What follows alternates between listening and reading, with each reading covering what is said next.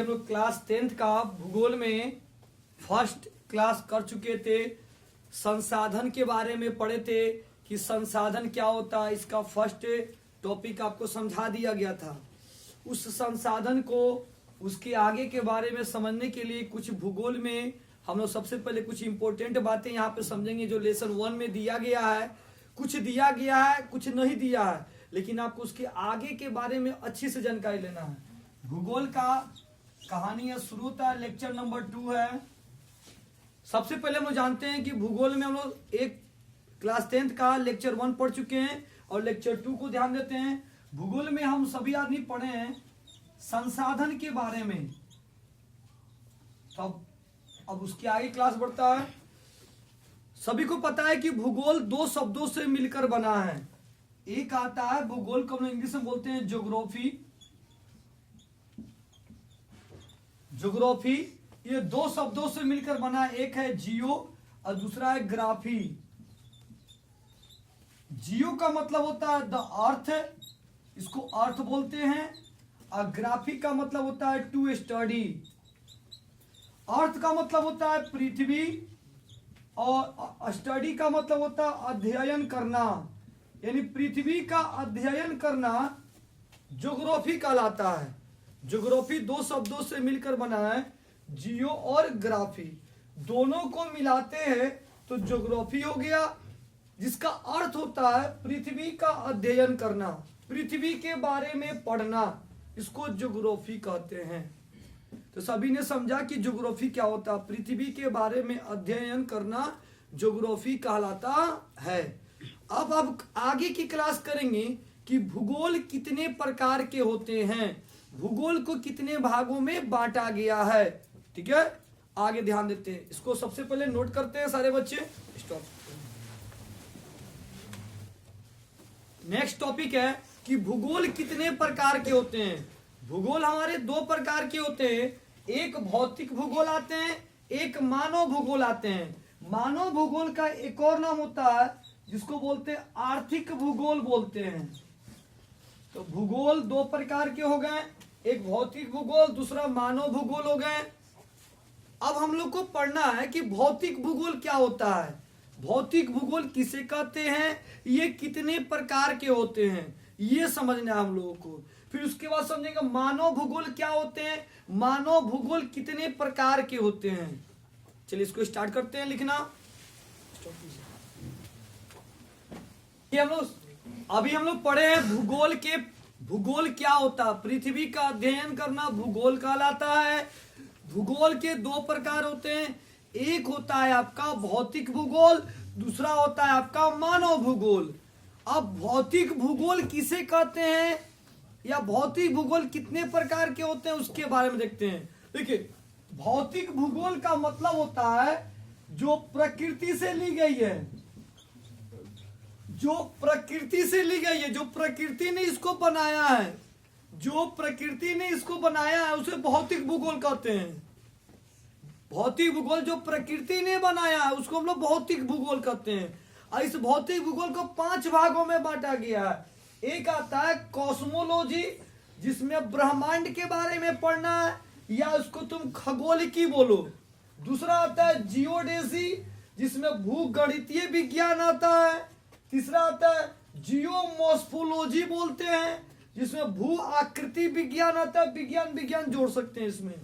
अगला आता है ओशियनोग्राफी, जिसको समुद्र विज्ञान बोलते हैं, और क्लाइमेटोलॉजी जलवायु विज्ञान कहते हैं।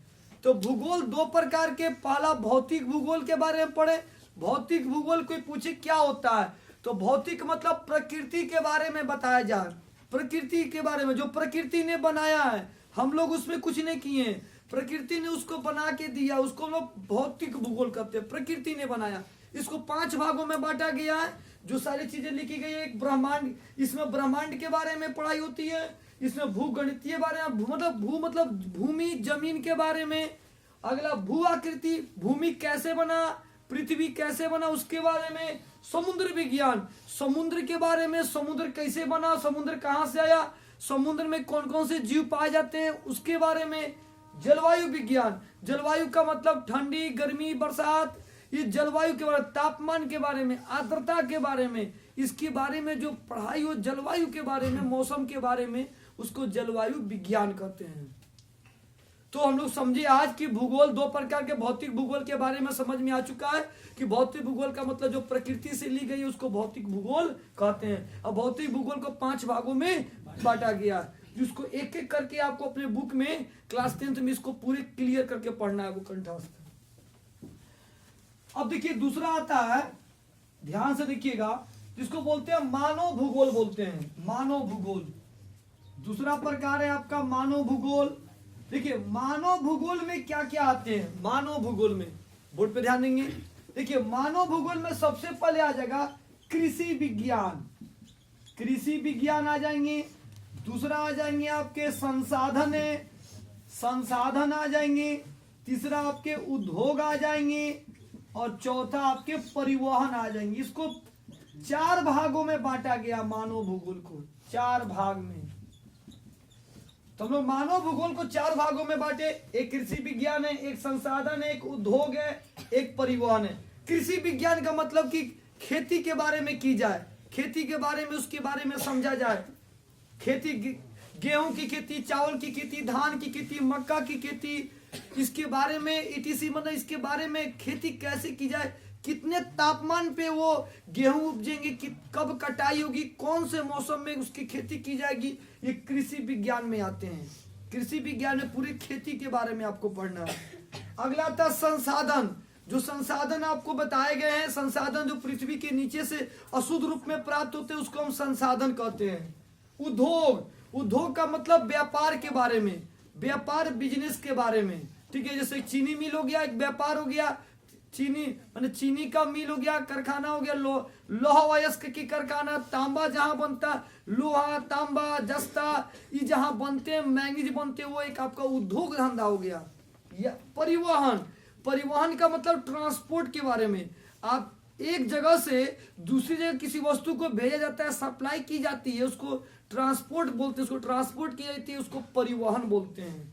तो मानव भूगोल में ये मानव भूगोल में 4 भाग आते हैं। कृषि विज्ञान, खेती के बारे में, कौन से मौसम में कौन सी खेती की जाएगी।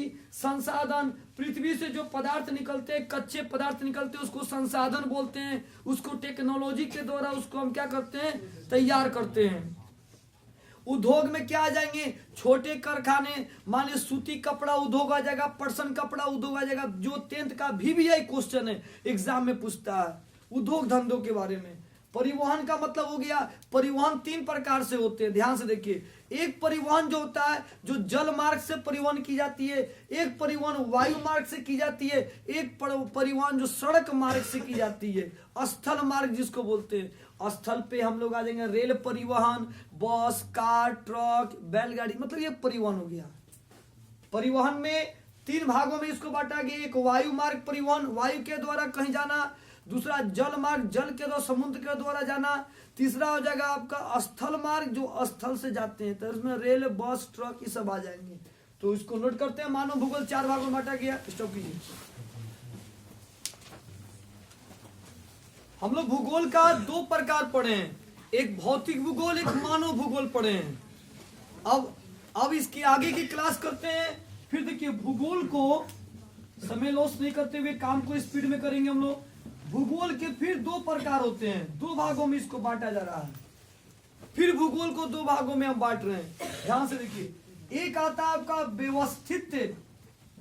व्यवस्थित भूगोल, और दूसरा आ जाएगा आपका यहाँ पे, ध्यान से देखिए, प्रादेशिक भूगोल। प्रादेशिक भूगोल। फिर भूगोल को 2 भागों में हमने बांटा, एक व्यवस्थित भूगोल, दूसरा का नाम है प्रादेशिक भूगोल। पूछा जाएगा व्यवस्थित भूगोल क्या होता है, इसमें पृथ्वी के बारे में पढ़ना है, जिसमें इसमें केवल पृथ्वी की संरचना के बारे में, पृथ्वी की बनावट के बारे में।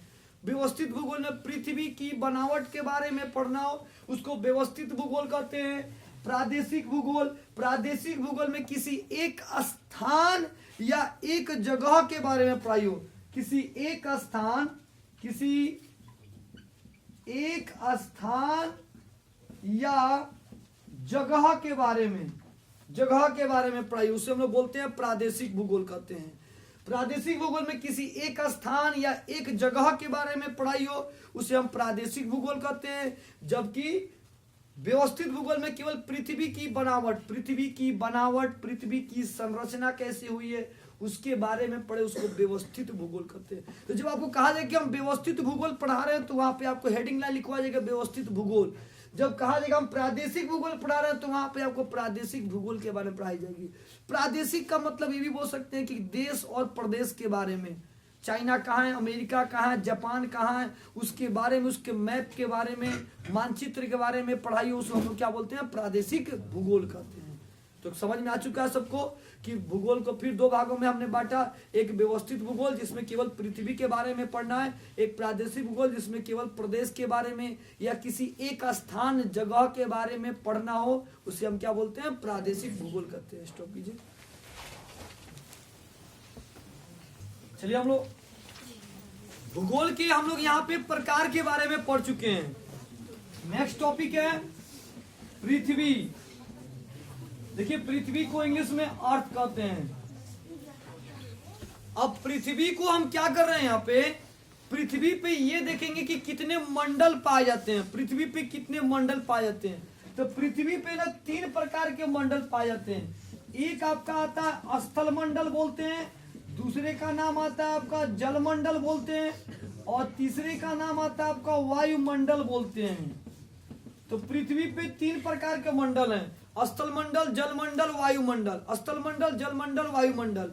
अब स्थल मंडल जो है इसको भू आकृति विज्ञान में पढ़ते हैं, जो अभी आपको हमने लिखा हुआ था। और स्थल मंडल, जलमंडल, वायुमंडल ये सब भौतिक भूगोल के अंतर्गत आते हैं जो प्रकृति ने इसको दिया है। अब आगे बढ़ते हैं जलमंडल।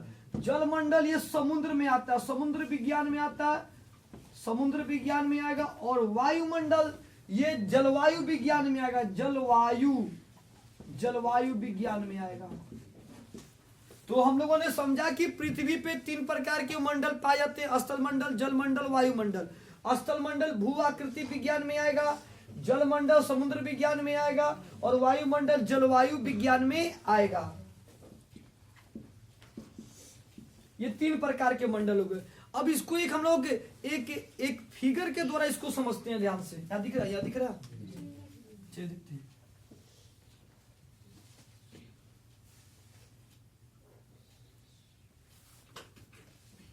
सारे बच्चे ध्यान से देखेंगे। देखिए इस भाग को हम स्थल मंडल का नाम देते हैं, स्थल मंडल। और इस भाग को हम मान लीजिए जलमंडल, किसी को कोई लिख सकते हैं। इस भाग को हम दे दिए वायुमंडल, बोल दिए वायुमंडल। ये स्थल मंडल, जलमंडल, वायुमंडल। लेकिन इसके बीच का ये जो भाग आ रहा है, इस भाग को हम ले रहे हैं, इस भाग को हम जैवमंडल का नाम दे रहे हैं, जैवमंडल। देखिए पृथ्वी पे 3 प्रकार के मंडल, स्थल मंडल, जलमंडल, वायुमंडल।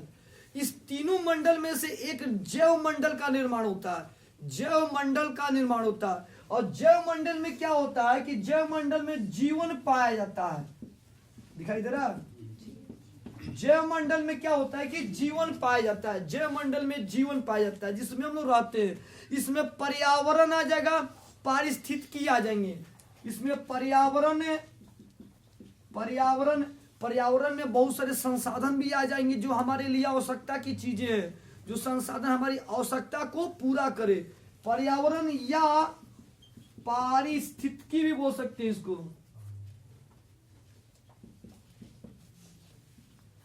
तो देखिए जैवमंडल में जीवन पाया जाता है, जहां सभी जीव जंतु, पशु पक्षी, मनुष्य रहता है। जैवमंडल में जीवन पाया जाता है जहां सभी जीव जंतु, पशु पक्षी और मनुष्य पाए जाते हैं। और इसको हम पर्यावरण या पारिस्थितिकी कहते हैं। पर्यावरण का मतलब है जहां पे आपकी जरूरत की संसाधन का मिलना, संसाधन उपलब्ध होगा तो उसको हम लोग बोलेंगे पर्यावरण। तो पृथ्वी पे 3 मंडल, स्थल मंडल, जलमंडल, वायुमंडल। ये तीनों मंडल से कौन सा मंडल बना है? जैवमंडल। और जैवमंडल पे क्या होता है? जीवन पाया जाता है। और यहाँ पे पर्यावरण भी पाई जाती हैं जो हमारी आवश्यकताओं को क्या करती हैं? पूरी करती हैं। स्टार्ट कीजिए।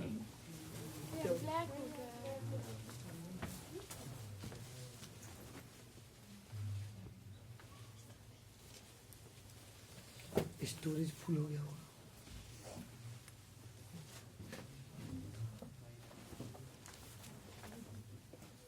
चलिए इसको फास्ट लिखिए। अब रोक लीजिए। अभी हम लोग पढ़े भूगोल क्या है, भूगोल के प्रकार, उसके बारे में हम लोगों ने समझे। नेक्स्ट क्वेश्चन है हम लोग का कि भूगोल के जनक कौन है। भूगोल के जनक कौन है, डायरेक्ट पूछा जाता है कि भूगोल के जनक पूछ बताइए या ज्योग्राफी ऑफ फादर बताइए, तो बहुत बच्चे इराटोस्थनीज या हिकैटियस का नाम दे देते हैं, लेकिन उसकी कुछ रीजन है, कुछ कारण है जो समझना है आपको ध्यान से। प्राचीन का मतलब होता है पहले के, प्राचीन। प्राचीन व्यवस्थित, व्यवस्थित का मतलब जो उस समय जो व्यवस्था उपलब्ध था, जो जानकारी थी। व्यवस्थित मतलब उस समय जो प्राचीन समय में जो जानकारी थी, उस समय के जनक इराटोस्थनीज हैं। इराटोस्थनीज को भूगोल का जनक माना जाता है, प्राचीन भूगोल का, प्राचीन भूगोल का। उन्होंने भूगोल के बारे में, भूगोल मतलब क्या, पृथ्वी के बारे में बहुत सारी चीजें, बहुत सारी बातें बताई थी, जो आगे धीरे धीरे आपको वीडियो में, आगे क्लास में आपको मिलते जाएगा कि ये इराटोस्थनीज क्या क्या भूगोल के बारे में बताए थे। केवल हम उसके नाम नहीं सुनेंगे, हम उसका कार्य भी सुनेंगे, उसका काम भी समझेंगे कि कौन से काम किए थे इराटोस्थनीज। केवल रटेंगे नहीं कि जनक इराटोस्थनीज, इराटोस्थनीज, उसके काम भी समझेंगे। आधुनिक के व्यवस्थित भूगोल, आधुनिक माने अभी आधुनिक के, आधुनिक के, तो इनके जाने के बाद आधुनिक मतलब कुछ नया, इनसे कुछ नया किए, नया चीज का खोज किए, नया दिमाग लगाए। अलेक्जेंडर वान हम्बोल्ट ने, अलेक्जेंडर वान हम्बोल्ट को आधुनिक के व्यवस्थित बोलेंगे, आधुनिक के व्यवस्थित भूगोल का जनक अलेक्जेंडर वान हम्बोल्ट। फिर आता प्राचीन। देखिए प्राचीन आ गया, प्राचीन दो जगह पे आया है। एक प्राचीन मतलब पहले का, व्यवस्थित, पहले का जो व्यवस्था था उसके आधार पे। अब यहां प्राचीन आ गया प्रादेशिक। प्रादेशिक का मतलब होता है ना कि किसी एक जगह, किसी एक स्थान या किसी प्रदेश के बारे में, या उस प्रदेश की मानचित्र के बारे में। फिर से प्रादेशिक, प्रादेशिक एक जगह, एक स्थान, एक जगह, एक स्थान, या पूरे उस प्रदेश के बारे में, उस प्रदेश की मानचित्र के बारे में बताने वाले थे भूगोल के हिकैटियस। हिकैटियस थे। व्यवस्थित मतलब आपको पता है पृथ्वी के बारे में। अब प्रादेशिक मतलब किसी एक जगह, किसी एक स्थान के बारे में। अब आगे बढ़ते हैं। आधुनिक भूगोल के जनक, अभी जो जनक हैं प्रादेशिक, वो है कार्ल रिटर। कार्ल रिटर को आधुनिक के प्रादेशिक भूगोल का जनक कहा जाता है। ऑब्जेक्टिव क्वेश्चन भी एग्जाम में पूछे जाते हैं। अब हम लोग यहाँ पे तो क्लास कर चुके हैं ये टॉपिक के बारे में। अब सबसे पहले एक मन में एक क्वेश्चन आता है, सारे बच्चे ध्यान से सुनेंगे। यूनिवर्स क्या होता है, जिसको हम लोग ब्रह्मांड बोलते हैं। इसको नेक्स्ट क्लास में हम लोग समझेंगे। फाइनल स्टॉप कर दीजिए।